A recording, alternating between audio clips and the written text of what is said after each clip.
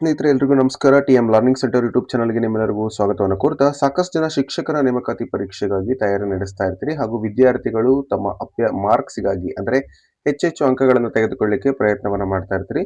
ಇಬ್ಬರಿಗೂ ಕೂಡ ಹೆಲ್ಪ್ ಆಗುವಂತೆ ನಾನಿಲ್ಲಿ ವಾಸ್ತವ ಸಂಖ್ಯೆಗಳು ಅಂದ್ರೆ SSLC ವಿದ್ಯಾರ್ಥಿಗಳಿಗೆ ಹಾಗೂ ಪರೀಕ್ಷೆ 1ರಿಂದ 5 ಅಥವಾ ಪ್ರಾಥಮಿಕ ಶಾಲಾ ಪದವೀಧರ ಶಿಕ್ಷಕರು GPT ಅಥವಾ ಹೈಸ್ಕೂಲ್ ಶಿಕ್ಷಕರ ನೇಮಕಾತಿಗೆ ಯಾರೆಲ್ಲ ಪ್ರಯತ್ನ ಮಾಡ್ತಾ ಇದ್ದೀರಿ ಅವರಿಗೆ ಮ್ಯಾಥಮೆಟಿಕ್ಸ್ಗೆ ಸಂಬಂಧಪಟ್ಟಂತೆ ಈ ಒಂದು ತರಗತಿ ಬಹಳಷ್ಟು ಹೆಲ್ಪ್ಫುಲ್ ಆಗುತ್ತೆ ಅಂತ ಹೇಳ್ತಾ ಈ ಒಂದು ಕ್ಲಾಸ್ ಅನ್ನ ಸ್ಟಾರ್ಟ್ ಮಾಡ್ತಾ ಇದ್ದೀನಿ. ನೋಡ್ತಾ ಹೋಗೋಣ. ಇಲ್ಲಿ ವಾಸ್ತವ ಸಂಖ್ಯೆಗಳು ಅಂತ ಹೇಳಿ 10th ಅಲ್ಲಿ ಇರ್ತಕ್ಕಂಥ ಮೊದಲನೇ ಪಾಠ, ಇದು ರಿಯಲ್ ನಂಬರ್ಸ್ ಅಂತಕ್ಕಂಥ ಒಂದು ಪಾಠ.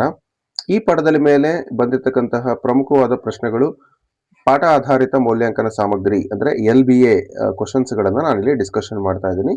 ಈ ಪಾಠದಲ್ಲಿ ಮೈನ್ ಕಾನ್ಸಂಟ್ರೇಷನ್ ಆಗಿರುವಂತದ್ದು ಯಾವ್ದ್ರ ಮೇಲೆ ಅಂತ ನಾವು ನೋಡೋದಾದ್ರೆ ಪ್ರೈಮ್ ನಂಬರ್ಸ್ ಆಗಿರ್ಬೋದು, ಕಾಂಪೋಸಿಟ್ ನಂಬರ್ಸ್ ಆಗಿರ್ಬೋದು, ಮತ್ತೆ ಮೂಲ ಪ್ರಮೇಯ, ಸಂಖ್ಯೆಗಳಲ್ಲಿ ಮಾಸಹ ಮತ್ತು ಲಾಸಹ, ಸಂಖ್ಯೆಗಳ ಮತ್ತು ಮಾಸಹ ಲಾಸಹ ಅವುಗಳ ನಡುವಿನ ಸಂಬಂಧ ಹಾಗೂ ಅವಿಭಾಜ್ಯ ಸಂಖ್ಯೆಗಳ ಅಂದ್ರೆ ಅಭಾಗಲಬ್ಧ ಸಂಖ್ಯೆಗಳ ಒಂದು ಸಾಧನೆ. ಸೊ ಇಷ್ಟು ಒಂದು ಕಲಿಕಾಂಶಗಳಿಗೆ ಸಂಬಂಧಪಟ್ಟಂತ ಈ ಪಾಠ ಇದೆ.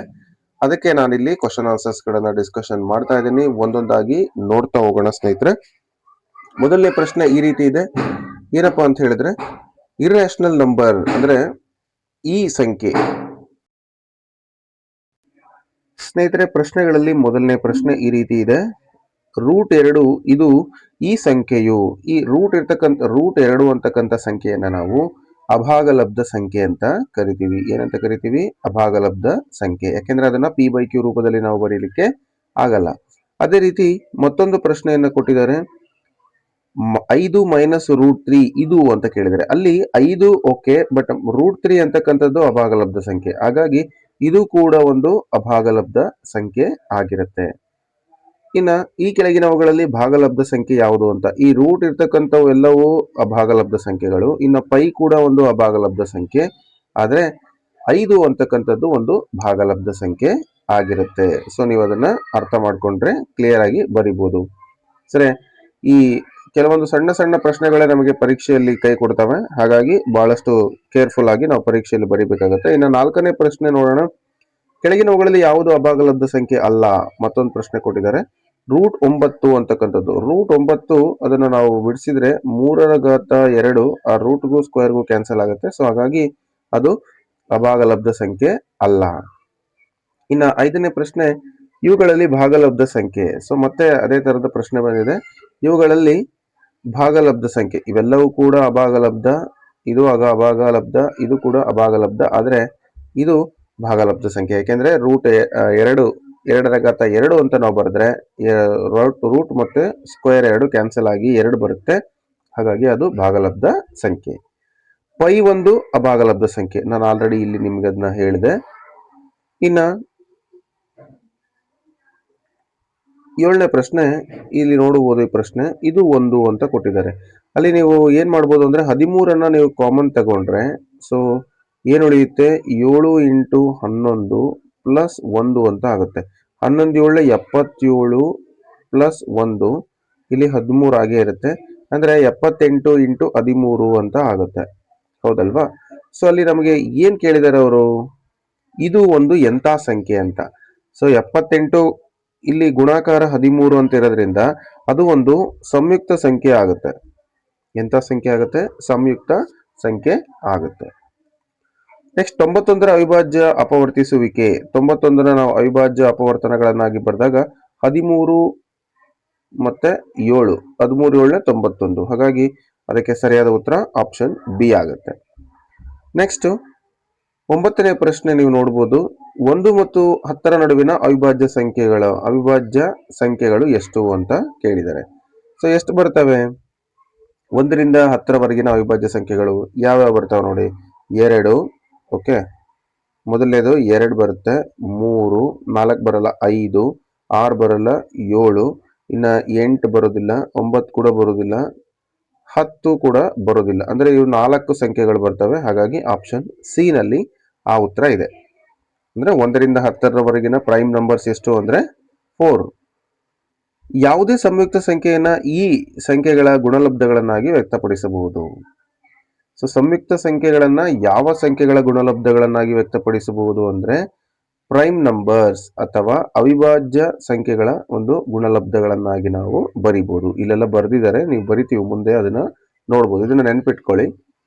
ನೆಕ್ಸ್ಟ್ 11ನೇ ಪ್ರಶ್ನೆ, 120 ಅವಿಭಾಜ್ಯ ಅಪವರ್ತನಗಳ ಗುಣಲಬ್ಧಗಳಾಗಿ ಬರೆದಾಗ ಏನಾಗುತ್ತೆ ಅಂತ. ಸೊ ಇದನ್ನ ನಾವು ಆನ್ಸರ್ನ ನೋಡೋಕ್ಕಿಂತ ಮುಂಚೆ 120 ಒಂದು ರೀತಿ ಭಾಗಾಕಾರ ವಿಧಾನದಲ್ಲಿ ಕಂಡುಹಿಡಿಯಿರಿ. 2 2 6 12, ನೆಕ್ಸ್ಟ್ 2 3 6, ನೆಕ್ಸ್ಟ್ 2 15, ನೆಕ್ಸ್ಟ್ 5 3 15. ನೋಡಿ ಅಲ್ಲಿ 2 ಅನ್ನೋವು 2 ಇದಾವೆ, 2 ರ ಘಾತ 3 ಇದಾವೆ, 2 ರ ಘಾತ 3. ಓಕೆ, ನೆಕ್ಸ್ಟ್ ಇಂಟು 2 ರ ಘಾತ 3, ಮತ್ತೆ 3 ಒಂದಿದೆ, 5 ಕೂಡ ಒಂದಿದೆ. ಸೊ ಹಾಗಾಗಿ ಆ ಉತ್ತರ ಯಾವ್ದು ಬರುತ್ತೆ? ಆಪ್ಷನ್ ಸಿ ನಲ್ಲಿ ಆ ಒಂದು ಉತ್ತರವನ್ನು ನಾವು ನೋಡ್ತಾ ಇದ್ದೀವಿ. ಈ ರೀತಿ ನಾವೇನ್ ಮಾಡಬೇಕು? ಆನ್ಸರ್ಸ್ ಅನ್ನ ಕಂಡುಹಿಡಿಬೇಕು ಸ್ನೇಹಿತರೆ. ನೆಕ್ಸ್ಟ್ ಅದೇ ರೀತಿ 30 ಅವಿಭಾಜ್ಯ ಅಪವರ್ತನಗಳು ಅಂತ ಕೇಳಿದ್ದಾರೆ. ಸೊ ಇಲ್ಲೂ ಕೂಡ ನೀವು 30 ಅದೇ ತರ ಕ್ಯಾಲ್ಕುಲೇಷನ್ ಮಾಡಿದ್ರೆ ನಿಮಗೆ ಆನ್ಸರ್ ಬರುತ್ತೆ 30 ಅವಿಭಾಜ್ಯ ಅಪವರ್ತನಗಳು. ಸೊ ನೋಡ್ಬೋದು ನೀವು 2 3 ಮತ್ತೆ 5 ಅಂದ್ರೆ ಆಪ್ಷನ್ ಎ ಅಂತಕ್ಕಂಥದ್ದು ಸರಿಯಾದ ಉತ್ತರ ಆಗುತ್ತೆ. ನೆಕ್ಸ್ಟ್ 2 ಮತ್ತು 3ರ ಲಾಸಹ. 2 ಮತ್ತು 3 ಕೋ ಪ್ರೈಮ್ ನಂಬರ್ಸ್ ಆಗಿರೋದ್ರಿಂದ ಅವುಗಳನ್ನು ಗುಣಿಸಿ 2 3 6 ಉತ್ತರ ಬರುತ್ತೆ. ನೆಕ್ಸ್ಟ್ 14ನೇ ಪ್ರಶ್ನೆ ನೀವು ನೋಡ್ಬೋದು, 3 ಮತ್ತು 5ರ ಮಾಸಾಹ. 3 ಮತ್ತು 5ಕ್ಕೆ ಯಾವುದೇ ಸಂಖ್ಯೆಗಳು ಕಾಮನ್ ಇಲ್ಲ, ಹಾಗಾಗಿ ನಾವು ಅದಕ್ಕೆ 1 ಅಂತಕ್ಕಂಥದ್ದು ಕಾಮನ್, ಹಾಗಾಗಿ 1ಅನ್ನ ನಾವು ಮಾಸಾಹ ಅಂತ ಹೇಳ್ಬೋದು. ಯಾವುದೇ 2 ಕ್ರಮಾನುಗತ ಸ್ವಾಭಾವಿಕ ಸಂಖ್ಯೆಗಳ ಮಾಸಾಹ ಏನಾಗಿರುತ್ತೆ ಅಂತ ಕೇಳಿದರೆ ಇದು ನಿಮ್ಗೆ ಆಲ್ರೆಡಿ ಗೊತ್ತು, 1 ಆಗಿರುತ್ತೆ. ಅಂದ್ರೆ ಎರಡಕ್ಕೂ ಕೂಡ ಕಾಮನ್ ಫ್ಯಾಕ್ಟರ್ಸ್ ಇರಲ್ಲ, ಹಾಗಾಗಿ 1. ಯಾವುದೇ 2 ಅವಿಭಾಜ್ಯ ಸಂಖ್ಯೆಗಳ ಮಾಸಾಹ ಏನಾಗಿರುತ್ತೆ ಅಂತ ಕೇಳಿದರೆ ಯಾವುದೇ 2 ಅವಿಭಾಜ್ಯ ಸಂಖ್ಯೆಗಳ ಮಾಸಾಹ ಯಾವಾಗಲೂ ಕೂಡ 1 ಆಗಿರುತ್ತೆ. ಓಕೆ, ಸೊ 1 ಅಂತ ನಾವು ಹೇಳ್ಬೋದು.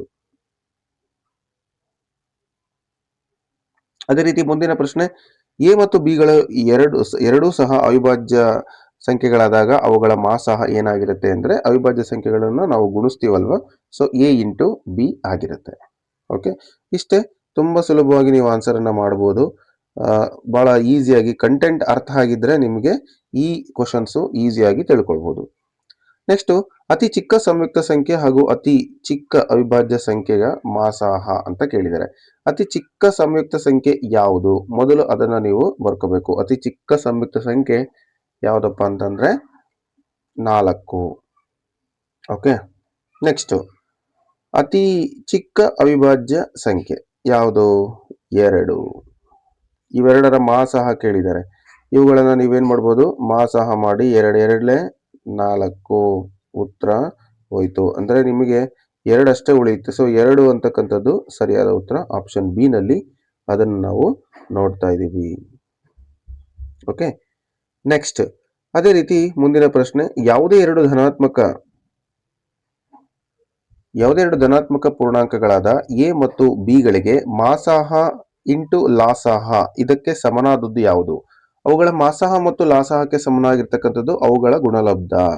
ಸೊ ಆ ಸಂಖ್ಯೆಗಳನ್ನ ಗುಣಾಕಾರ ಮಾಡಿದ್ದೆ ಅದಕ್ಕೆ ಸಮವಾಗಿರುತ್ತೆ ಸ್ನೇಹಿತರೆ. ಹಾಗಾಗಿ ಎ ಇಂಟು ಬಿ ಎಲ್ಲಿದೆ ನೋಡಿ, ಆಪ್ಷನ್ ಸಿ ನಲ್ಲಿ ಆ ಉತ್ತರವನ್ನು ನಾವು ನೋಡ್ತಾ ಇದ್ದೀವಿ. So A into B. Next 12,15ರ ಮಾಸಾಹ 3 ಆಗಾದರೆ 12 ಮತ್ತು 15ರ ಲಾಸಾಹ ಎಷ್ಟು ಅಂತ ಕೇಳಿದ್ದಾರೆ. ಸೊ ಅಲ್ಲಿ ನಾವು ಆ ರಿಲೇಷನ್ ಅನ್ನ ಬಳಸಿ ಕೂಡ ಮಾಡ್ಬೋದು ಅಥವಾ ಹಾಗೇನೆ ಮಾಡ್ಬೋದು. ಸೊ ಸರಿಯಾದ ಉತ್ತರ ಏನಾಗುತ್ತಪ್ಪ ಅಂದ್ರೆ 60 ಆಗುತ್ತೆ. ಸೊ ನೀವು ಇದನ್ನ ರಿಲೇಷನ್ ನಿಂದ ಕೂಡ ಬರಿಬಹುದು. ಹೇಗೆ? ಅವುಗಳ ಗುಣಲಬ್ಧ 12 ಇಂಟು 15 ಇಸ್ ಈಕ್ವಲ್ ಟು ಅವುಗಳ ಮಾಸಾಹ ಮತ್ತು ಲಾಸಾಹಕ್ಕೆ ಸಮನಾಗಿರುತ್ತೆ. ಅವುಗಳ ಮಾಸಾಹ ಅವರೇ ಕೊಟ್ಟಿದ್ರು 3 ಅಂತ ಹೇಳ್ಬಿಟ್ಟು. ಸೊ ಇನ್ನೊಂದು ಲಾಸಾಹವನ್ನ ನಾವು ಕಂಡುಹಿಡಿತಾ ಇದ್ದೀವಿ. LCM is equal to 3 divided by ಮಾಡಿದ್ರೆ 3 1 3 5 15 12 5 60 ಅಂತ ಬರುತ್ತೆ. ಸೊ ನೀವು ಡೈರೆಕ್ಟ್ ಆಗಿ ಕಂಡುಹಿಡಿದ್ರು ಕೂಡ 60 ಉತ್ತರ ಬರುತ್ತೆ. ಇನ್ನು ಮುಂದಿನ ಪ್ರಶ್ನೆ, 5 ರ ಘಾತ 2 ಇಂಟು 2, 5 ರ ಘಾತ 5 to the power of 2 into 2 ಮತ್ತು 5 to the power of 5 into 5 ಇವುಗಳ ಮಾಸಾಹ. ಕಾಮನ್ ಇರೋದನ್ನು ತಗೊಂಡ್ರೆ ಅದೇ ಮಾಸಾಹ ಆಗಿರುತ್ತೆ. 5 ಇದರ ಎರಡರಲ್ಲಿ ಒಂದಿದೆ ತಗೊಳ್ಳಿ. ಇನ್ನ 2 ಅಂತಕ್ಕಂಥದ್ದು ಇವೆರಡರಲ್ಲಿ ಕಾಮನ್ ಒಂದಿದೆ. ಸೊ ಇವೆರಡನ್ನು ಕಾಮನ್ ತಗಂದ್ರೆ ನಾವು 5 ಇಂಟು 2 ಅಥವಾ 2 ಇಂಟು 5. ಸೊ ಆಪ್ಷನ್ ಎ ನಲ್ಲಿ ಆ ಉತ್ತರವನ್ನ ನಾವು ನೋಡ್ತಾ ಇದ್ದೀವಿ. ಈ ರೀತಿ ಮಾಡಬೇಕಾಗುತ್ತೆ. ಇನ್ನು ಮುಂದಿನ ಪ್ರಶ್ನೆ ಬಂದು ಎರಡು ಧನ ಪೂರ್ಣಾಂಕಗಳಾದ ಎ ಮತ್ತು ಬಿ ಅನ್ನು ಎ ಮತ್ತೆ ಬಿ ಕೊಟ್ಟಿದ್ದಾರೆ. ಎ ವ್ಯಾಲ್ಯೂ ಏನು ಕೊಟ್ಟಿದ್ದಾರೆ ನೋಡಿ, x cube y square, b value x y cube ಎಂದು ವ್ಯಕ್ತಪಡಿಸಲಾಗಿದೆ. ಇಲ್ಲಿ ಎಕ್ಸ್ ಮತ್ತು ವೈಗಳು ಅವಿಭಾಜ್ಯ ಸಂಖ್ಯೆಗಳಾದರೆ ಎ ಕಾಮ ಬಿ ಯ ಮಾಸಾಹವು ಅಂತ ಕೇಳಿದ್ದಾರೆ. ಇವುಗಳ ಮಾಸಾಹ ಕೇಳಿದ್ದಾರೆ. ಮಾಸಾಹ ಅಂದ್ರೆ ಕಾಮನ್ ಇರೋ ತಗೊಳ್ಳಿ. ಎಕ್ಸ್ ಕಾಮನ್ ಇದೆ ಮೊದಲನೇದು, ಆಮೇಲೆ ಇಂಟು ಮತ್ತೇನ್ ಕಾಮನ್ ಇದೆ, ಒಂದು ಎಕ್ಸ್ ಇದೆ, ವೈ ಸ್ಕ್ವೇರ್ ಇದೆ, ಅಲ್ಲಿ ವೈ ಕ್ಯೂಬ್ ಇದೆ, ಅಂದ್ರೆ ವೈ ಸ್ಕ್ವೇರ್ ತಗೊಳ್ಳಿ, ಅಂದ್ರೆ x into y square.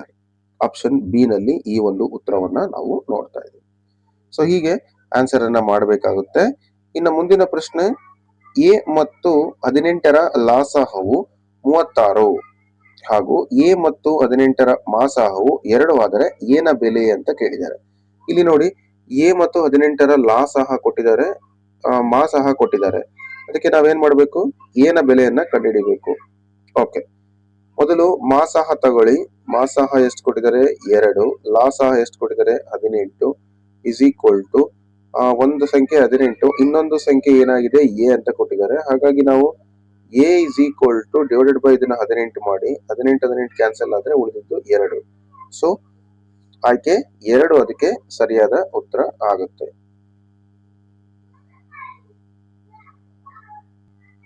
Small correction, ಇಲ್ಲಿ ಅವುಗಳ ಮಾಸಾಹ ಎಷ್ಟು ಕೊಟ್ಟಿದ್ದಾರೆ, ಮೊದಲು ಆ ಸೂತ್ರವನ್ನು ಬರ್ಕೊಳ್ಳಿ.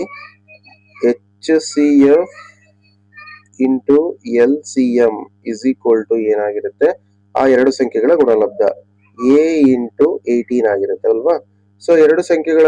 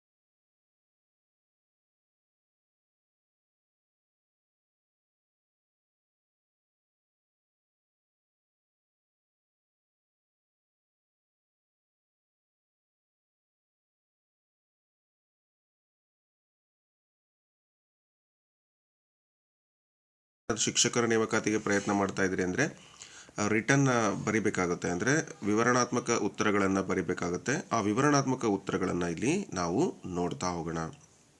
ಎಸ್, ಪ್ರಶ್ನೆಗಳು ತುಂಬ ಸುಲಭ, ಆದರೆ ಅರ್ಥ ಮಾಡಿಕೊಂಡ್ರೆ ಮಾತ್ರ ಅಂತ ಹೇಳ್ತಾ ಪ್ರಶ್ನೆಗಳನ್ನು ನೋಡ್ತಾ ಹೋಗೋಣ. ಕಳೆದ ವಿಡಿಯೋ ನೋಡಿಲ್ಲ ಅಂದರೆ ಲಿಂಕನ್ನು ಕೊಟ್ಟಿರ್ತೀನಿ ಅಥವಾ ಒಂದು ಪ್ಲೇ ಲಿಸ್ಟನ್ನೇ ಕೊಟ್ಟಿರ್ತೀನಿ, ನೀವು ಅಲ್ಲಿ ಪಾರ್ಟ್ 1 ಪಾರ್ಟ್ 2 ಅನ್ನು ನೋಡ್ತಾ ಹೋಗ್ಬೋದು.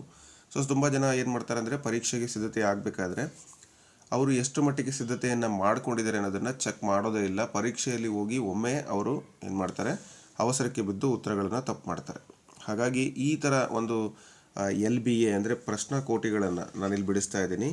ಅಂದರೆ ಈ 10ನೇ ತರಗತಿಯ ಒಂದು ಪಠ್ಯಪುಸ್ತಕಕ್ಕೆ ಸಂಬಂಧಪಟ್ಟಂತೆ, ಪಾಠಕ್ಕೆ ಸಂಬಂಧಪಟ್ಟಂತೆ ಲೆಸನ್ ಬೇಸ್ಡ್ ಅಸೆಸ್ಮೆಂಟ್ ಕ್ವಶನ್ಸ್ ಇದಾವೆ ಇವು. LBA ಅಂತ ನಾವು ಅವನ್ನ ಕರಿತೀವಿ.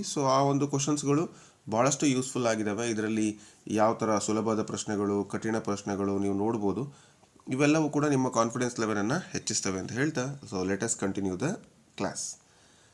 ಪ್ರಶ್ನೆ ಈ ಥರ ಇದೆ, 140 ಅವಿಭಾಜ್ಯ ಅಪವರ್ತನಗಳ ಗುಣಲಬ್ಧಗಳಾಗಿ ವ್ಯಕ್ತಪಡಿಸಿ. ನೀವು 140 ಯಾವ ರೀತಿ ಬರೀತೀರಿ? ಆ್ಯಸ್ ಯೂಶುವಲ್ 2ರಿಂದ ತಗೊಳ್ಳಿ, 2 7 14, ನೆಕ್ಸ್ಟ್ 0 ಹಾಗೆ ಬರೀತೀರಿ, 7 10 70, 5 2 10. ಈ ರೀತಿ ಬರೆದು ಇಲ್ಲಿ ಏನಾಗುತ್ತೆ, 2 × 2 5 × 7. ಈ ಥರ ಬರಿಬೋದು. ಅಥವಾ 2 ಘಾತ 2 5 × 7 ಅಂತ ಬರೆದ್ರೆ ಆ ಒಂದು 1ನೇ ಪ್ರಶ್ನೆಗೆ ಸರಿಯಾದ ಉತ್ತರ ಆಗುತ್ತೆ.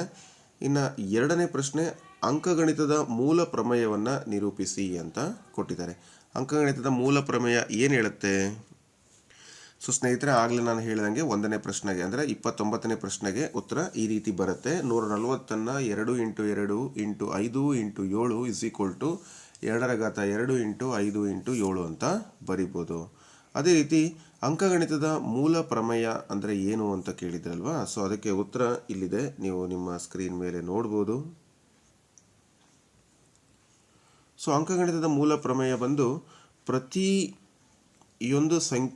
ಪ್ರತಿಯೊಂದು ಸಂಯುಕ್ತ ಸಂಖ್ಯೆಯನ್ನು ಅವಿಭಾಜ್ಯಗಳ ಗುಣಲಬ್ಧಗಳಾಗಿ ವ್ಯಕ್ತಪಡಿಸಬಹುದು. ಪ್ರತಿಯೊಂದು ಸಂಯುಕ್ತ ಸಂಖ್ಯೆಯನ್ನು ಅವಿಭಾಜ್ಯಗಳ ಗುಣಲಬ್ಧಗಳಾಗಿ ವ್ಯಕ್ತಪಡಿಸಬಹುದು ಮತ್ತು ಈ ಅಪವರ್ತಿಸುವಿಕೆಯು ಅವಿಭಾಜ್ಯ ಅಪವರ್ತನಗಳು ಘಟಿಸುವ ಕ್ರಮವನ್ನು ಹೊರತುಪಡಿಸಿ ಅನನ್ಯವಾಗಿರುತ್ತವೆ. ಇದು ಮೂಲ ಪ್ರಮೇಯ. ಇದು ಇದನ್ನು ನೆನಪಿಟ್ಕೋಬೇಕು. ಯಾಕೆ ಅಂತ ಹೇಳಿದರೆ ಇದು ಕೂಡ ತುಂಬಾ ಇಂಪಾರ್ಟೆಂಟ್. ಮುಂದಿನ ಪ್ರಶ್ನೆ ಸ್ನೇಹಿತರೆ, ಮೂಲ ಪ್ರಮೇಯವನ್ನು, ಅಂಕಗಣಿತದ ಮೂಲ ಪ್ರಮೇಯವನ್ನು ನೋಡಿದ್ರಿ. ಈಗ ಮುಂದಿನ ಪ್ರಶ್ನೆ ಈ ಥರ ಇದೆ, 24 ಮತ್ತು 36 ಈ ಸಂಖ್ಯೆಗಳ ಮಾಸಾಹ 12 ಆದರೆ ಅವುಗಳ ಲಾಸಾಹವನ್ನು ಕಂಡುಹಿಡಿಯಿರಿ ಅಂತ ಕೊಟ್ಟಿದ್ದಾರೆ. ಮಾಸಾಹ ಮತ್ತು ಲಾಸಾಹಕ್ಕಿರುವಂಥ ಸಂಬಂಧವನ್ನು ನೀವು ಇಲ್ಲಿ ಮೊದಲು ಬರ್ಕೋಬೇಕು. ಏನಿದೆ ಮಾಸಾಹ ಮತ್ತು ಲಾಸಾಹ ನೋಡಿ. ಮಾಸಾಹ ಅಂದರೆ HCF.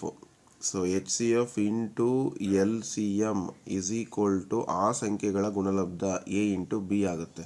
ನಮಗಿಲ್ಲಿ ಅವರೇನು ಕೇಳಿದರೆ? ಲಾಸಹ ಕೇಳಿದ್ದಾರೆ. LCM ಅಂತ ಆ ಕಡೆ HCF ಅನ್ನು ತಗೊಂಡೋದ್ರೆ /HCF ಆಗುತ್ತೆ ಅದು, ಹೌದಲ್ವಾ? ಅದ್ರ ಮೇಲೆ ನೀವು ವ್ಯಾಲ್ಯೂಸನ್ನು ಹಾಕಿ ಕ್ಯಾಲ್ಕುಲೇಷನ್ ಮಾಡಿದರೆ ಆನ್ಸರ್ ನಿಮ್ಗೆ ಈಸಿಯಾಗಿ ಸಿಕ್ಕೋಗ್ಬಿಡುತ್ತೆ.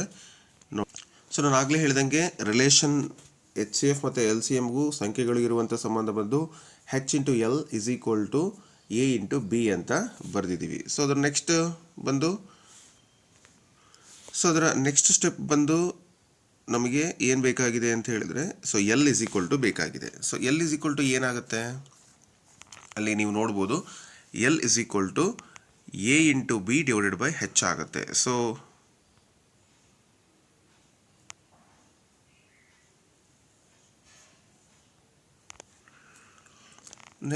ನಂತರ A ಅಂದರೆ 24, B ಅಂದರೆ 36 / H ಅಂದರೆ 12 ಕೊಟ್ಟಿದ್ದಾರೆ. ಅದರಿಂದ ನೀವು ಅದನ್ನು ಕ್ಯಾನ್ಸಲ್ ಮಾಡಿದರೆ 72 ಉತ್ತರ ಬರುತ್ತೆ. ಲಾಸಹ is equal to 72 correct answer ಆಗುತ್ತೆ. ದ ನೆಕ್ಸ್ಟ್ ಕ್ವಶನ್ನು, 96 ಅವಿಭಾಜ್ಯ ಅಪವರ್ತನಗಳ ಒಂದು ಗುಣಲಬ್ಧಗಳಾಗಿ ವ್ಯಕ್ತಪಡಿಸಿ ಅಂತ ಕೊಟ್ಟಿದ್ದಾರೆ. 96 ನಾವು ಅವಿಭಾಜ್ಯ ಅಪವರ್ತನಗಳ ಗುಣಲಬ್ಧಗಳಾಗಿ ವ್ಯಕ್ತಪಡಿಸಿ. ಸೇಮ್ ಅದೇ ಥರನೇ ಮಾಡಬೇಕು.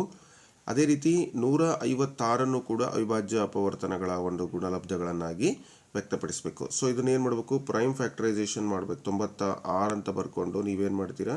ಆ್ಯಸ್ ಯೂಶುವಲ್ 2ರಿಂದ 3ರಿಂದ ಈ ಥರ ಡಿವೈಡ್ ಮಾಡ್ತಾ ಹೋಗಬೇಕು. ಅದೇ ಥರ 156 ಕೂಡ ಹಾಗೇ ಮಾಡಬೇಕು. ನೋಡಿ ಹೇಗೆ ಮಾಡಬೇಕು ಅನ್ನೋದನ್ನು ತಿಳಿಸ್ಕೊಡ್ತೀನಿ. ಸೊ ಇಲ್ಲಿ ಮೊದಲಿಗೆ 2ನ್ನು 96ರಿಂದ ಹೇಗೆ ಡಿವೈಡ್ ಮಾಡ್ತೀರಾ? 2 4 8, 2 8 16. ಸೊ ನೆಕ್ಸ್ಟ್ 48 ಬಂತು. ಮತ್ತೆ 2ರಿಂದ 2 2 4, 2 4 8. ನೆಕ್ಸ್ಟ್ 2 1 2, 2 2 4, 2 6 12, 2 3 6. ನೆಕ್ಸ್ಟ್ 3 1 3 ಆಗುತ್ತೆ. ಹಾಗಾಗಿ 96ನ್ನು 2 ಅಂತಕ್ಕಂಥವು 5 ಇದ್ದಾವೆ. ಹಾಗಾಗಿ 2 ರ ಘಾತ 5 ಇಂಟು 3 ಅಂತ ಬರಿಬೋದು. ಯಾಕಂದರೆ ಅಲ್ಲಿ 3 1 3. ಹಾಗಾಗಿ ನಾವು 3 ಅಂತ ಬರಿಬೋದು. ಓಕೆ, ಸೊ ಇದು ತುಂಬ ಸಿಂಪಲ್ ಆಗಿ ನೀವು ಅರ್ಥ ಮಾಡ್ಕೋಬೇಕು. ಇನ್ನೊಂದು ಪ್ರಶ್ನೆ ಇತ್ತಲ್ವ, ಅದನ್ನು ಕೂಡ ನೋಡೋಣ. 156ನ್ನು ಯಾವ ರೀತಿ ಬರಿಬೋದು ಅಂತಕ್ಕಂಥ ಒಂದು ಪ್ರಶ್ನೆ ಇತ್ತು. ಸೊ 156ನ್ನು ನೀವು ಅದೇ ರೀತಿಯಾಗಿ ನೀವು ಭಾಗ ಮಾಡ್ತಾ ಹೋದರೆ ನೋಡಿ, 2ರಿಂದ ನೀವು ಭಾಗ ಮಾಡಿದರೆ 2 7 14, 2 8 16. ನೆಕ್ಸ್ಟ್ 2 3 6, 1 ಉಳಿತು, 2 3 6, 1 ಉಳಿತು, 2 9 18. ನೆಕ್ಸ್ಟು 3ರಿಂದ ತಗೊಳ್ಳಿ, 3 1 3 3 ಇಷ್ಟೇ, 13 3 39. ಮತ್ತು ಯಾವುದೇ ಥರ ಡಿವೈಡ್ ಆಗೋದಿಲ್ಲ ಅಲ್ಲಿ. ಅದನ್ನು ನಾವು ಈ ರೀತಿ ಬರಿಬೋದು. 2 ರ ಘಾತ 2 ಇಂಟು 3 ಇಂಟು 13 ಅಂತ ಬರಿಬೋದು. ಸೊ ನೆಕ್ಸ್ಟ್ ಮುಂದಿನ ಪ್ರಶ್ನೆ, 200 is equal to 2 to the power of m into 5 to the power of n. ಆದರೆ m ಮತ್ತು nಗಳ ಬೆಲೆಯನ್ನು ಕಂಡುಹಿಡಿಯಿರಿ ಅಂತ ಕೊಟ್ಟಿದ್ದಾರೆ. ಇದನ್ನು ಯಾವ ರೀತಿ ಸಾಲ್ವ್ ಮಾಡಬೇಕು? 200ನ್ನು 2 ರ ಘಾತ m ಮತ್ತು 5 ರ ಘಾತ n ಅಂತ ಬರೆದಿದ್ದಾರೆ. ಸೊ ಹಾಗಾದರೆ m ಮತ್ತು nಗಳ ಬೆಲೆಯನ್ನು ಕಂಡುಹಿಡಿಯಿರಿ. ಇದನ್ನು ಯಾವ ರೀತಿ ಮಾಡಬೇಕಂದ್ರೆ, ಆ್ಯಸ್ ಯೂಶ್ವಲ್ ನೀವೇನು ಮಾಡಬೇಕು, ಡಿವೈಡ್ ಮಾಡ್ತೀರಾ.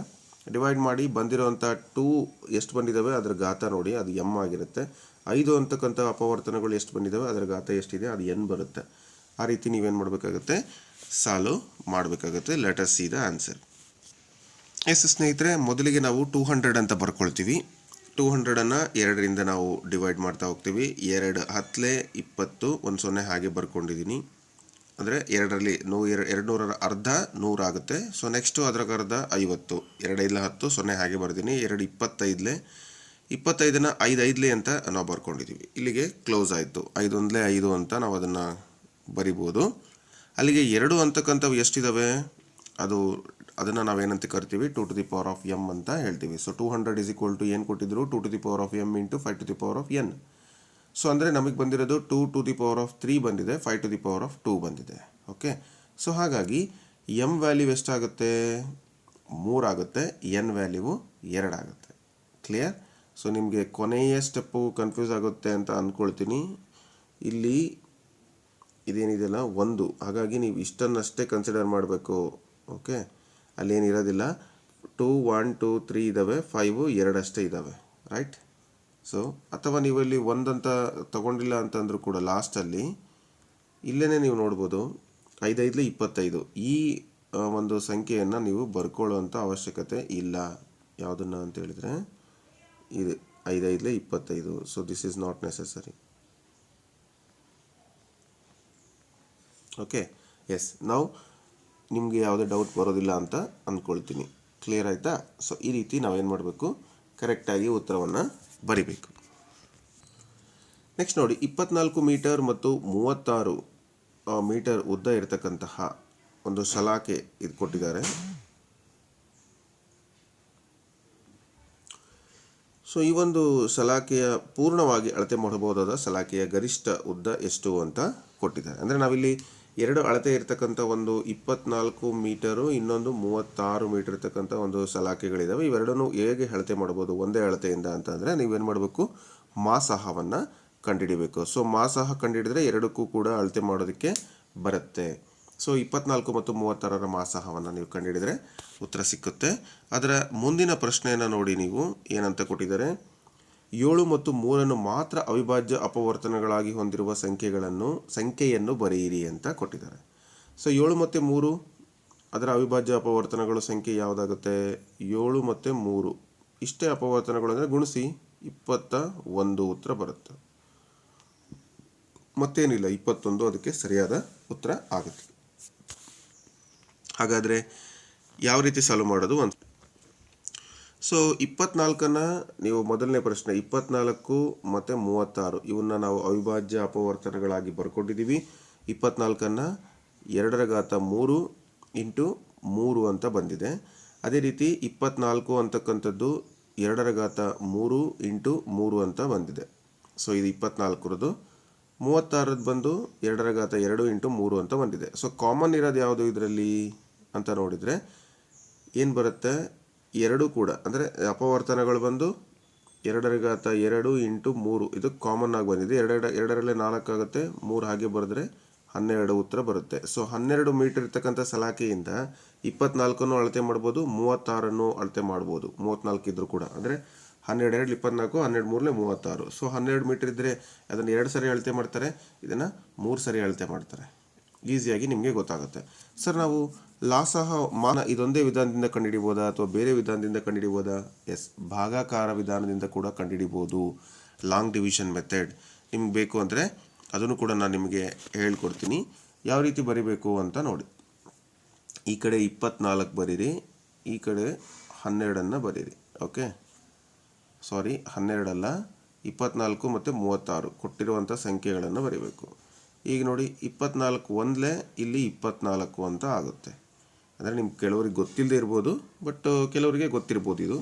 ನೋಡಿ ಅವಾಗ ಏನಾಗುತ್ತೆ, ಕಳೀರಿ. 6ರಲ್ಲಿ 4 ಹೋದರೆ ಎಷ್ಟು? 2. 3ರಲ್ಲಿ 1 ಹೋದರೆ 12. 12 ಅಷ್ಟು ಉಳಿತು. ಇಲ್ಲಿಂದ ಮತ್ತು ಇದಕ್ಕೆ ನೀವು ಭಾಗಾಕಾರ ಮಾಡಬೇಕು, ಗುಣಾಕಾರ ಮಾಡಬೇಕಾಗತ್ತೆ. 12 2 24 ಹೋಯ್ತಲ್ವಾ, ಎಲ್ಲ ಕಳೆದ್ರೆ 0 ಆಯಿತು, ಉಳಿದಿದ್ದೆಷ್ಟು? 12. ಸೊ 12 ಇದಕ್ಕೆ ಸರಿಯಾದ ಉತ್ತರ. ಈ ಮೆಥಡಲ್ಲಿ ಕೂಡ ನೀವು ಕಂಡುಹಿಡಿಬೋದು. ಬಹುಶಃ ಇದು ಬರ್ಕೊಳ್ಳೋಂಥ ಮೆಥಡ್ ಬೇರೆ ಬೇರೆ ಇರ್ಬೋದು, ಬಟ್ ನಮಗೆ ಈ ಥರ ಚಿಕ್ಕವರಿದ್ದಾಗಿಂದ ನಮ್ಮ ಗುರುಗಳು ನಮ್ಗೆ ಕಲಿಸಿರುವಂಥದ್ದು division method, long division method ಅಂತ ಕರೀತಾರೆ. ಇದು ಅಪವರ್ತಿಸುವಿಕೆ ವಿಧಾನ, ಬಟ್ ನಾವಿಲ್ಲಿ ಡಿವಿಷನ್ ಮೆಥಡಿಂದ ಈಸಿಯಾಗಿ ಆನ್ಸರನ್ನು ಪಡಿಬೋದು. ಎಸ್, ಮುಂದಿನ ಪ್ರಶ್ನೆಯನ್ನು ನಾವು ನೋಡ್ತಾ ಹೋಗೋಣ. ಪ್ರಶ್ನೆ ಇಲ್ಲಿದೆ ನೋಡಿ. ಏನಪ್ಪ ಈ ಪ್ರಶ್ನೆ ಅಂತ ಹೇಳಿದ್ರೆ, ಕೊಟ್ಟಿರುವಂಥ ಅಪವರ್ತನ ವೃಕ್ಷವನ್ನು ಗಮನಿಸಿ ಎಕ್ಸ್ ಮತ್ತು ವೈ ಬೆಲೆಗಳನ್ನು ಕಂಡುಹಿಡಿಯಿರಿ ಅಂತ ಕೊಟ್ಟಿದ್ದಾರೆ. ಸೊ ಇದು ಅಪವರ್ತನ ವೃಕ್ಷ ನೋಡಿದ ತಕ್ಷಣ ನಿಮ್ಗೆ ಗೊತ್ತಾಗ್ಬಿಡುತ್ತೆ. ಇಲ್ಲಿ ಏನಾಗಿದೆ ಅಂದರೆ ಇವೆರಡನ್ನ ಗುಣಾಕಾರ ಮಾಡಿದರೆ ಈ ವ್ಯಾಲ್ಯೂ ಬರುತ್ತೆ. 20 ಇಂಟು 2 40. ಸೊ 10ಕ್ಕೆ ಎಷ್ಟು ಗುಣಿಸಿದರೆ 20 ಬರುತ್ತೆ ನೋಡಿ. ಕರೆಕ್ಟಾಗಿ ಅಲ್ಲಿ ನೀವು ಅದನ್ನು ರಿಪ್ಲೇಸ್ ಮಾಡಬೇಕಾಗುತ್ತೆ. 10 ಎಷ್ಟಲೇ 20 ಅಂದರೆ ಆ ವ್ಯಾಲ್ಯೂ ಎಕ್ಸ್ ವ್ಯಾಲ್ಯೂ ಆಗಿರುತ್ತೆ. So X is equal to ಎಷ್ಟಾಗುತ್ತೆ? 2. 10 2 20. ನೆಕ್ಸ್ಟ್ ವೈನ ಎಷ್ಟು ಗುಣಿಸಿದ್ರೆ 10 ಬರುತ್ತೆ? 2 5 10. So Y is equal to 5 answer ಬರುತ್ತೆ. ಇಷ್ಟೇ, ಓಕೆನಾ?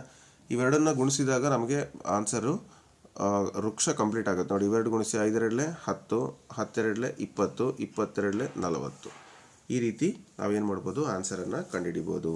ಸೊ ಎಕ್ಸ್ ವ್ಯಾಲ್ಯೂ ಎಷ್ಟು ಬರುತ್ತೆ? 2 ಬರುತ್ತೆ, ಇದು 5 ಬರುತ್ತೆ. Right, go to the next one.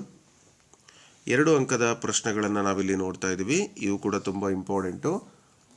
306 657ರ ಮಾಸಹ 9 ಆದರೆ ಲಾಸಹವನ್ನು ಕಂಡುಹಿಡಿಯಿರಿ. ಸೊ ಇದು ಕೂಡ ಲಾಸ್ಟ್ ಟೈಮ್ ನಾವು ಒಂದು ಲೆಕ್ಕ ಮಾಡಿದ್ವಲ್ಲ, ಅದೇ ಥರ ಮಾಸಹ ಮತ್ತು ಲಾಸಹದ ಮೇಲೆ ಏನು ಬರುತ್ತೆ, ಒಂದು ಸಂಬಂಧವನ್ನು ನೀವು ಬರ್ಕೊಂಡು ಅದರ ಮೇಲೆ ಲೆಕ್ಕವನ್ನು ಮಾಡ್ಬೋದು. ಓಕೆ, ಸೊ ಹೇಗೆ ಅಂತ ನಾನು ನಿಮಗೆ ತಿಳಿಸ್ಕೊಡ್ತೀನಿ. ಸೊ ನಿಮ್ಮ ಸ್ಕ್ರೀನ್ ಮೇಲೆ ನೀವು ನೋಡ್ತಾ ಇದ್ದೀರಾ, ಮಾಸಹ ಇಂಟು ಲಾಸಹ ಈಸ್ ಈಕ್ವಲ್ ಟು ಆ ಸಂಖ್ಯೆಗಳ ಗುಣಲಬ್ಧ. ಸೊ ಲಾಸಹ is equal to A into B by ಹೆಚ್ಚಾಗುತ್ತೆ.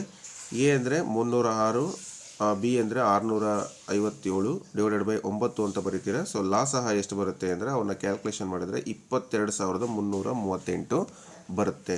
ಸೊ ನೀವು 9ರಿಂದ ಕ್ಯಾನ್ಸಲ್ ಮಾಡಿ ನೆಕ್ಸ್ಟ್ ಏನು ಮಾಡಬೇಕು, ಗುಣಾಕಾರವನ್ನು ಮಾಡಬೇಕು. ಇದೇ ಮೆಥಡ್, ಮತ್ತೆ ಬೇರೆ ಯಾವುದೇ ಮೆಥಡ್ ಇಲ್ಲ ಇದಕ್ಕೆ. ಈಸಿ ನಿಮ್ಮ.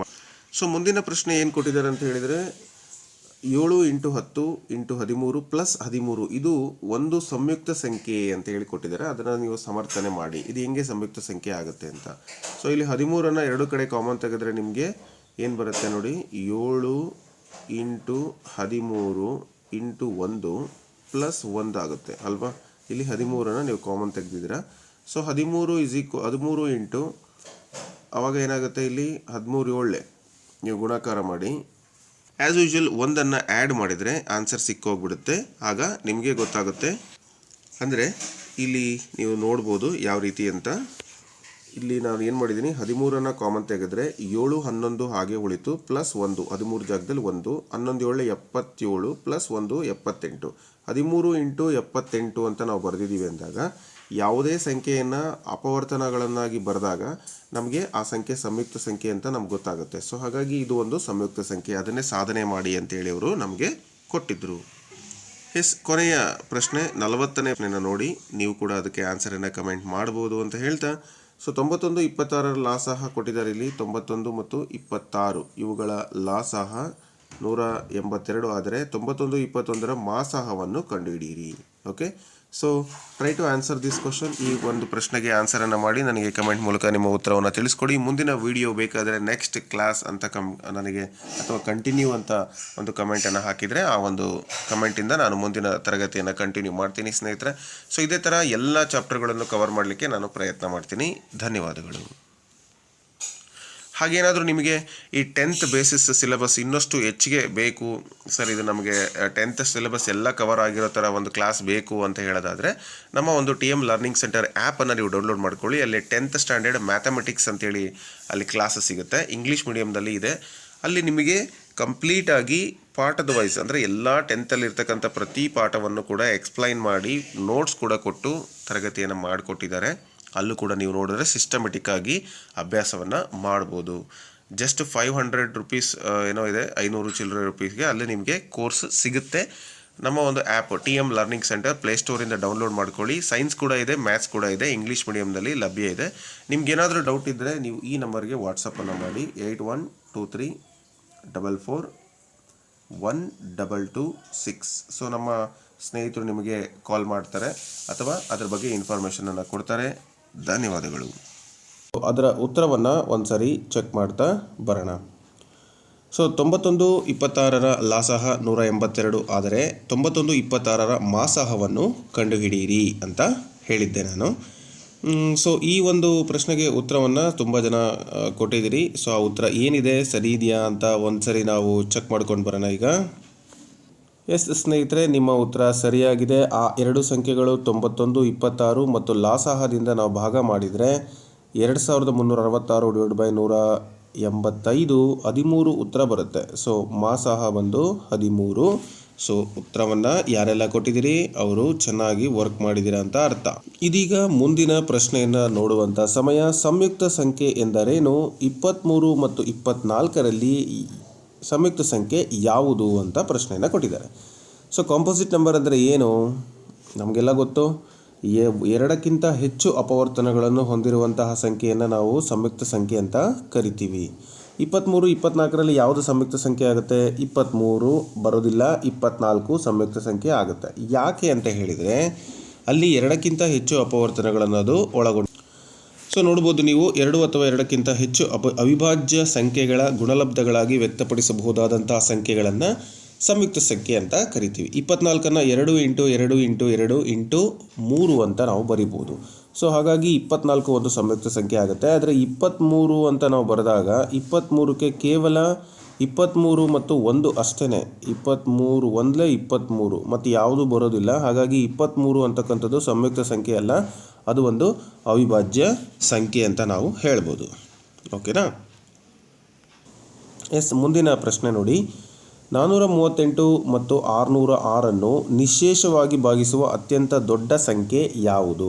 ಸೊ ಎರಡನ್ನೂ ಕೂಡ ಅದು ಡಿವೈಡ್ ಮಾಡಬೇಕು ಅಂದರೆ ಅದು ಯಾವ ಸಂಖ್ಯೆ ಅಂತ ಕೇಳಿದ್ದಾರೆ. ಸೊ ಇಲ್ಲಿ ನೀವೇನು ಮಾಡಬೇಕು? HCF ಅಥವಾ ಮಾಸಹವನ್ನು ಕಂಡುಹಿಡಿಯಬೇಕು. 438 ಮತ್ತು 606. ಸೊ ಸ್ಕ್ರೀನ್ ಪಾಸ್ ಮಾಡಿ ಹಾಗೆ ಆನ್ಸರನ್ನು ಮಾಡಲಿಕ್ಕೆ ಪ್ರಯತ್ನ ಮಾಡಿ. So if you are unable to answer, ನೀವೇನು ಮಾಡಬೇಕಾಗುತ್ತೆ? ಅಗೈನ್ ಈ ವಿಡಿಯೋನ ಕಂಟಿನ್ಯೂ ಮಾಡಿ ನೋಡಿ. ಅಂದರೆ 438 ಮತ್ತು 606 ಎರಡೂ ಸಂಖ್ಯೆಗಳನ್ನು ಭಾಗಿಸುವ ಅತ್ಯಂತ ದೊಡ್ಡ ಸಂಖ್ಯೆ ಅಂತ ಕೊಟ್ಟಿದ್ದಾರೆ. ಸೊ ನೀವು ಮಾಸಹವನ್ನು ಇಲ್ಲಿ ಕಂಡುಹಿಡಿದ್ರಿ ಅಂತ ಹೇಳಿದರೆ ಮಾಸಹ ಎರಡನ್ನೂ ಕೂಡ ಡಿವೈಡ್ ಮಾಡುತ್ತೆ. ಓಕೆ, ಸೊ ಯಾವ ರೀತಿ ಉತ್ತರವನ್ನು ನೋಡೋಣ. ಸೊ ಮೊದಲು ಕೊಟ್ಟಿರುವಂಥ ಸಂಖ್ಯೆ ಎಷ್ಟಿದೆ ಅದನ್ನು ಬರ್ಕೊಳ್ಳಿ. ಏನಿದೆ ಮೊದಲನೇ ಸಂಖ್ಯೆ ಅಂತ ಹೇಳಿದ್ರೆ, ಸೊ ಮೊದಲನೇ ಕೊಟ್ಟಿರುವಂಥ ಸಂಖ್ಯೆಯಲ್ಲಿ 438 ಮೊದಲು ಬರ್ಕೊಳ್ಳಿ. 2ರಿಂದ ನೀವು ಭಾಗ ಮಾಡಿದರೆ 2 × 2 = 4, 2 × 1 = 2, 2 × 18. ನೆಕ್ಸ್ಟ್ 3ರಿಂದ ನೀವು ಡಿವೈಡ್ ಮಾಡಿದರೆ 73 ಬರುತ್ತೆ. 73 ಒಂದಲೇ 73. ಅಲ್ಲಿಗೆ ಅದರ ಒಂದು ಭಾಗಾಕಾರ ಮುಗೀತು. ಅದನ್ನು 438ನ್ನು 2 × ಬರಿಬೋದು. ಅದೇ ರೀತಿ 606ನ್ನು 2ರಿಂದ ನೀವು ಭಾಗ ಮಾಡಿದ್ರೆ 303 ಬರುತ್ತೆ. 3ರಿಂದ ಭಾಗ ಮಾಡಿದ್ರೆ 101 ಬರುತ್ತೆ. ಸೊ 101 ಇದು ಕೂಡ ಅವಿಭಾಜ್ಯ ಸಂಖ್ಯೆ. ಹಾಗಾಗಿ ಅಲ್ಲಿಗೆ ಸ್ಟಾಪ್ ಮಾಡಿದ್ದೀವಿ ನಾವು. 2 × 3 × 101 ಅಂತ ನಾವು ಬರಿತೀವಿ. ಇದರಲ್ಲಿ ಕಾಮನ್ ಇರೋದು 2 ಮತ್ತು 3. ಸೊ ಹಾಗಾಗಿ ಮಾಸಹ ಬಂದು 2 × 3 = 6.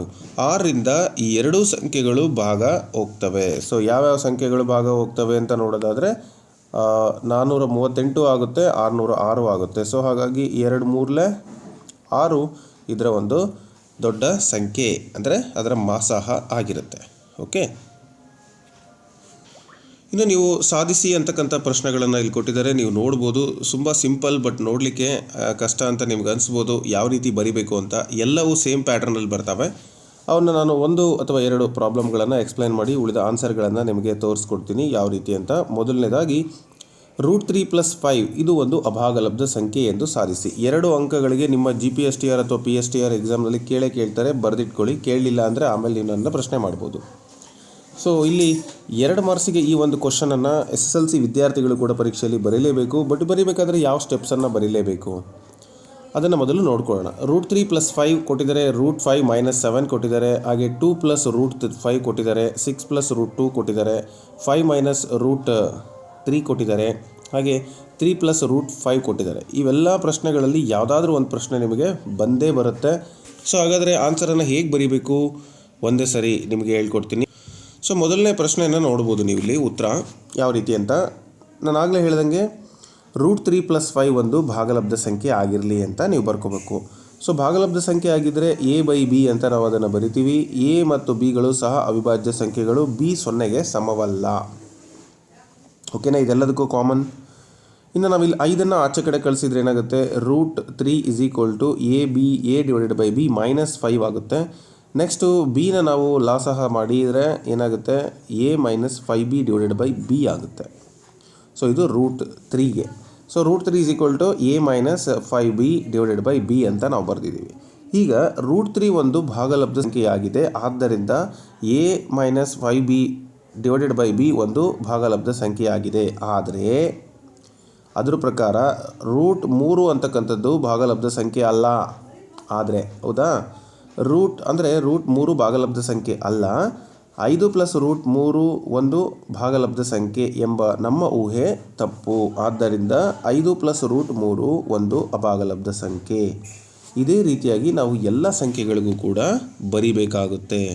ಸೊ ನೆಕ್ಸ್ಟ್ ಲೆಕ್ಕವನ್ನು ನೋಡಿ, √5 - 7 ಅಂತ ಇದೆ. ಸೇಮ್ ಆ್ಯಸ್ ಇಟ್ ಈಸ್ ನೀವು ಬರಿತೀರಾ. ಅದು ಒಂದು ಭಾಗಲಬ್ಧ ಸಂಖ್ಯೆ ಆಗಿರಲಿ. a/bಗೆ ಈಕ್ವಲ್ b ≠ 0 ಆಗಿರುತ್ತೆ. 7 ಆ ಕಡೆ ಕಳಿಸಿದರೆ +7 ಆಗುತ್ತೆ. ಲಾಸಹವನ್ನು ತಗೊಂಡ್ರೆ a + 7b/b ಆಗುತ್ತೆ.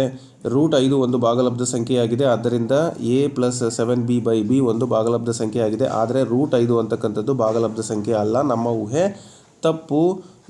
ಆದ್ದರಿಂದ √5 - 7 ಒಂದು ಅಭಾಗಲಬ್ಧ ಸಂಖ್ಯೆ ಅಂತ ನಾವು ಬರಿತೀವಿ. Okay, same as it is. ಇನ್ನೊಂದು 2ಅನ್ನು ಆಚೆ ಕಡೆ ಕಳಿಸ್ತೀವಲ್ಲಿ ಸೇಮ್ ಪ್ಯಾಟರ್ನನ್ನು ಕಂಟಿನ್ಯೂ ಮಾಡ್ತೀವಿ. ಓಕೆ, ನಮ್ಮ ಊಹೆ ತಪ್ಪು ಅಂತ ಬರಿತೀವಿ. ಸೊ ಅದೇ ಪ್ಯಾಟರ್ನಲ್ಲಿ ನೀವು ಬರೀಬೇಕು. ಅಂದರೆ ಇಲ್ಲಿ √5 ಅಂತಕ್ಕಂಥದ್ದು ಭಾಗಲಬ್ಧ ಸಂಖ್ಯೆ ಅಲ್ಲ, ಇಲ್ಲಿ √2 ಅಂತಕ್ಕಂಥದ್ದು ಭಾಗಲಬ್ಧ ಸಂಖ್ಯೆ ಅಲ್ಲ. 6ಅನ್ನು ಆಚೆ ಕಡೆ ಕಳಿಸಿ a - 6b/b ಆಗಿರುತ್ತೆ ಅದು. ಸೊ ಇದು ಕೂಡ ಆನ್ಸರನ್ನು ಸೇಮ್ ಪ್ಯಾಟರ್ನಲ್ಲಿ ನಾವು ಬರಿಬೋದು. ಅದೇ ರೀತಿ 5 - √3 ಅಂತ ಇದೆ. ಇಲ್ಲೊಂದು ಸ್ವಲ್ಪ ನೀವು √3ಅನ್ನು ಕಾನ್ಸಂಟ್ರೇಷನ್ ಮಾಡಿದ್ರೆ ನೋಡಿ, 5 - √3ನ ಅಲ್ಲೇ ಇಟ್ಕೊಳ್ಳಿ, ಅಥವಾ ಈ a/bನ ಈಚೆ ಕಡೆ ತಗೊಂಡು √3ನ ಆಚೆ ಕಡೆ ತಗೊಂಡೋಗಿ. ಆಗ √3 = 5 - a/b ಆಗುತ್ತೆ. 5b - a/b ಆಗುತ್ತೆ. ಇನ್ನು ಮಿಕ್ಕಿದ ಪ್ಯಾಟರ್ನ್ ಎಲ್ಲ ಸೇಮು. √3 ಅಂತಕ್ಕಂಥದ್ದು ಒಂದು ಭಾಗಲಬ್ಧ ಸಂಖ್ಯೆ ಅಲ್ಲ, ಆದ್ದರಿಂದ 5 - √3 ಒಂದು ಅಭಾಗಲಬ್ಧ ಸಂಖ್ಯೆ. ಸೊ ಇಲ್ಲಿ ಅದೇ ಪ್ಯಾಟರ್ನಲ್ಲಿ ನೀವೇನು ಮಾಡ್ಬೋದು ಅಂದರೆ ಅಭಾಗಲಬ್ಧ ಸಂಖ್ಯೆ ಅಂತ ನಾವು ಪ್ರೂವ್ ಮಾಡ್ಬೋದು.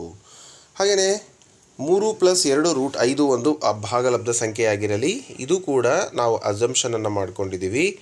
ಇಲ್ಲಿ ನೀವು ಅಬ್ಸರ್ವ್ ಮಾಡಬೇಕಾಗಿರೋದು ಏನಪ್ಪ ಅಂತಂದರೆ, ಈ ಆ್ಯಸ್ ಯೂಶ್ವಲ್ ನೀವೇನು ಮಾಡಬೇಕಾಗತ್ತೆ, 2 √5 = a/b - 3 ಆಗುತ್ತೆ. ಸೊ √5 ಆ 2ಅನ್ನು ಆಚೆ ಕಡೆ ಕಳಿಸಿದರೆ ಏನಾಗುತ್ತೆ ಅಂದರೆ ಡಿವೈಡೆಡ್ ಆಗುತ್ತೆ.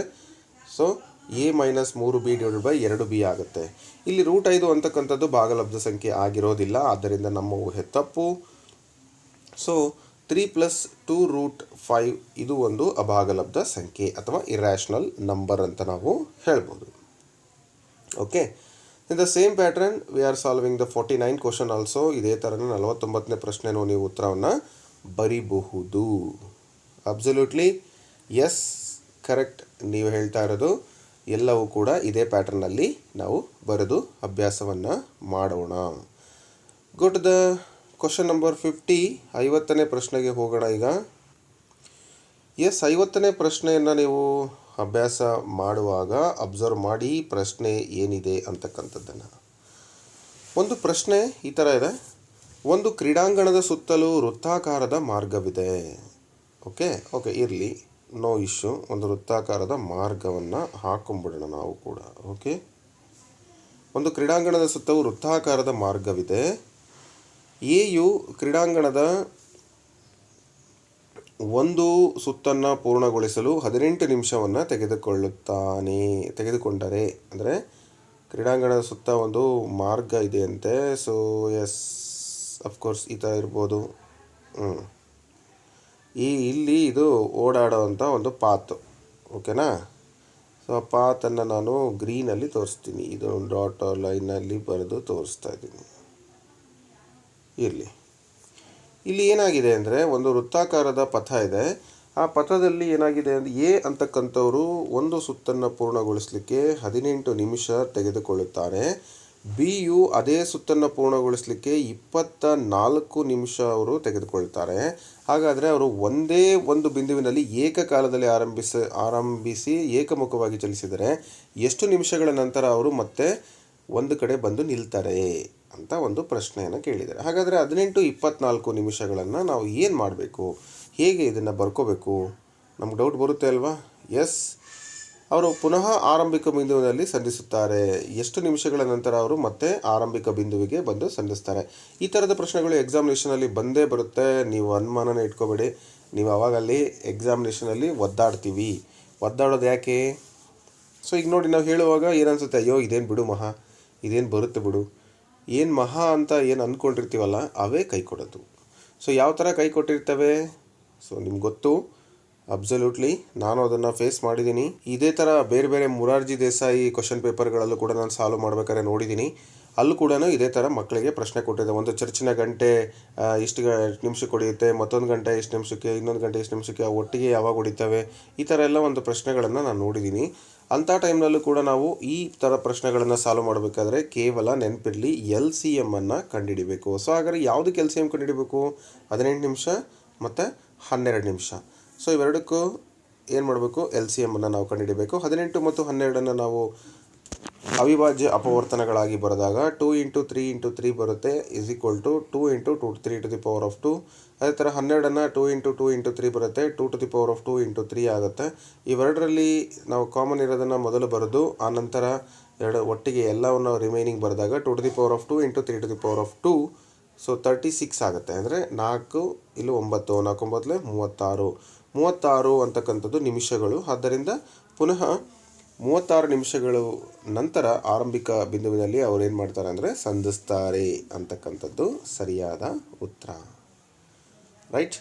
18 ನಿಮಿಷ ಅವನು ಒಂದು ರೌಂಡ್ ಹೋಗಿ ಬಂದು ಮತ್ತೆ 18 ನಿಮಿಷ ಹೋಗಿ ಬಂದು ಏನು ಮಾಡ್ತಾನೆ, ಮತ್ತೆ 12 ನಿಮಿಷ ಇನ್ನೊಬ್ಬ ಹೋಗಿ ಬರ್ತಾರೆ. ಆದರೆ 36 ನಿಮಿಷ ಆದಮೇಲೆ ಅವರು ಒಟ್ಟಿಗೆ ಸೇರ್ತಾರೆ. ಕಂಟಿನ್ಯೂ ಅವರು ಅದೇ ಥರನೇ ಹೋದರೆ, ಅದೇ ಸ್ಪೀಡಲ್ಲಿ ಹೋದರೆ ಅವರು 36 ಮಿನಿಟ್ಸ್ ಆದಮೇಲೆ ಮತ್ತೆ ಅವರು ಬಂದು ಆರಂಭಿಕ ಬಿಂದುವಿನಲ್ಲಿ ಸೇರ್ತಾರೆ. ಓಕೆ, ಅಂದರೆ ನೀವು ಇಂಥ ಲೆಕ್ಕಗಳಿಗೆ ಏನು ಮಾಡಬೇಕು?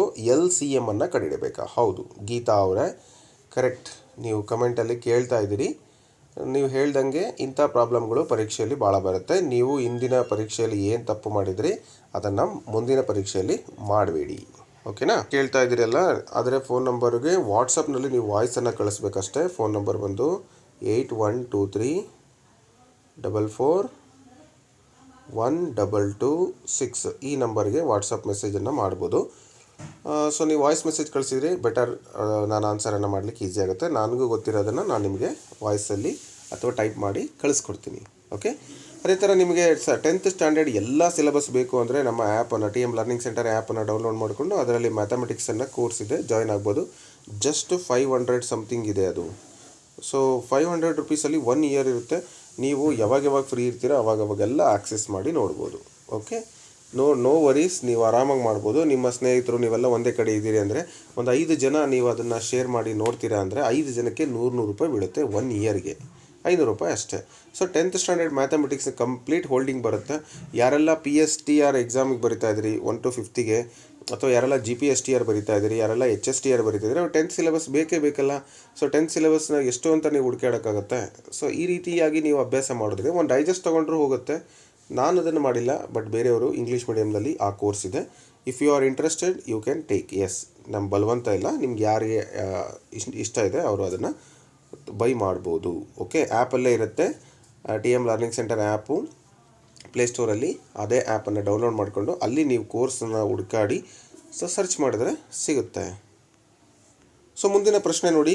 ಅಂಕಗಣಿತದ ಮೂಲ ಪ್ರಮೇಯದ ಪ್ರಕಾರ 40 = x⁻y(z). Okay, x⁻y × z. ಆದರೆ x, y ಮತ್ತು zಗಳ ಬೆಲೆಯನ್ನು ಕಂಡುಹಿಡಿಯಿರಿ ಅಂತ ಕೊಟ್ಟಿದ್ದಾರೆ. ಮೂಲ ಪ್ರಮೇಯದ ಪ್ರಕಾರ ಮಾಡಿ ಅಂತ ಕೊಟ್ಟಿದ್ದಾರೆ. ಸೊ ಕಳೆದ ತರಗತಿಯಲ್ಲಿ ಮೂಲ ಪ್ರಮೇಯ ಅಂದರೆ ಏನು? ಯಾವುದೇ ಸಂಖ್ಯೆಯನ್ನು ಅವಿಭಾಜ್ಯ ಸಂಖ್ಯೆಗಳ ಅಪವರ್ತನಗಳ ಗುಣಲಬ್ಧಗಳಾಗಿ ನಾವು ಬರೀಬಹುದು.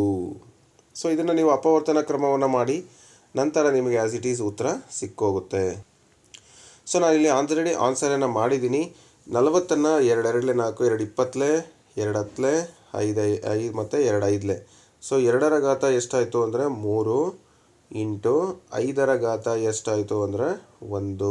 Okay, so 5 1 5. ಹಾಗಾಗಿ ಅಲ್ಲಿ ಏನು ಕೊಟ್ಟಿದ್ರು, 40 = ನಿಮಗೆ ಸೊ ಯಾವುದರ ಗಾತ್ರ 2 ಅಂದರೆ ಸೊ x⁻y × z ಅಂತ ಕೊಟ್ಟಿದ್ರು, ಹೌದಲ್ವಾ? ಸೊ x⁻y × z ಅಂದರೆ x ಅಂದರೆ 2, y ಅಂದರೆ ಅದರ ಘಾತ 3, z ಅಂದರೆ 5. ಸೊ ಇದನ್ನು ನೀವು ಈಸಿಯಾಗಿ ಅರ್ಥ ಮಾಡಿಕೊಂಡು ಬರಿಬೋದು. ಓಕೆ, ಸೊ ಇದೇ ಥರದ ಮತ್ತಷ್ಟು ಲೆಕ್ಕಗಳಿಗಾಗಿ ಚಾನಲನ್ನು ಸಬ್ಸ್ಕ್ರೈಬ್ ಮಾಡೋದನ್ನು ಮರಿಬೇಡಿ. ಮುಂದಿನ ವಿಡಿಯೋದಲ್ಲಿ ಭೇಟಿ ಆಗ್ತೀನಿ. ಅಲ್ಲಿವರೆಗೂ ಒಂದು ಲೆಕ್ಕ ಮಾಡಿ. ಸೊ 52 ಮತ್ತು 53 ನಿಮ್ಮ ಸ್ಕ್ರೀನ್ ಮೇಲೆ ಕಾಣಿಸ್ತಾ ಇದ್ದಾವೆ. ಈ ಲೆಕ್ಕಗಳನ್ನು ಪಾಸ್ ಮಾಡಿ ನೀವೇನು ಮಾಡಬೇಕು ಅಂದರೆ ಇದಕ್ಕೆ ಆನ್ಸರನ್ನು ಮಾಡಲಿಕ್ಕೆ ಪ್ರಯತ್ನ ಮಾಡಿ. ಮುಂದಿನ ವಿಡಿಯೋದಲ್ಲಿ ಮತ್ತೆ ಸಿಗೋಣ ಮುಂದಿನ ಪಾಠದೊಂದಿಗೆ ಅಥವಾ ಇದರ ಕಂಟಿನ್ಯೂಡ್ ತರಗತಿಯೊಂದಿಗೆ 3 ಅಂಕದ ಪ್ರಶ್ನೆಗಳನ್ನು ನೆಕ್ಸ್ಟ್ ಕ್ಲಾಸಲ್ಲಿ ಸಾಲ್ವ್ ಮಾಡ್ತೀನಿ. Okay, thank you so much for watching this video. Have a nice day. Bye.